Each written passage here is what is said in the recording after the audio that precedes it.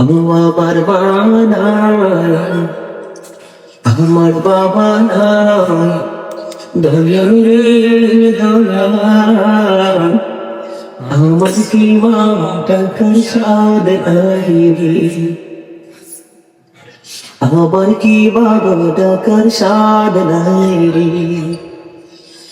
ঘরে যাইয়া সবাই দেখে মা জননীর মুখ, বাবা যখন মাথায় হাত দেয় ভুলে যাই সব দোষ, বলে আমার বাবা নাই, আমার বাবা নাই। বলতে হয় তো এটা কার কথা জানেন? লেখকের কথা। আমি শিল্পী হিসাবে আমার জবান দিয়ে প্রকাশ করছি, মা হারা বাবা হারা দুঃখী সন্তানের মনের ভাষা হলো সেটা। ঠিক বলেন, আরো জোরে বলেন কার কথা? দুঃখী মানুষের মনের ভাষা লেখক তার কলমে তুলে ধরেছে, শিল্পী তার কণ্ঠে প্রকাশ করেছে, তাই তো? বলতে দুঃখবান কেন? আমাদের মধ্যে অনেকের মা বাবা আছে না, তারা কাঁদে না বসে বসে। সবার মা বাবা যখন ঈদ আসলে যখন সবাই সবার মা বাবাকে সালাম করে, আমি তো পারি না আমার মতো ভাত লাগা, তখনই কিন্তু তার অত চোখের পানি।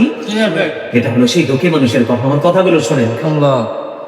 বলে আমার মা নাই, আমার বাবা নাই, দয়াল রে দয়াল, আমার কি মা টাকার স্বাদ নাই রে, আমার কি বাবা টাকার স্বাদ নাই রে।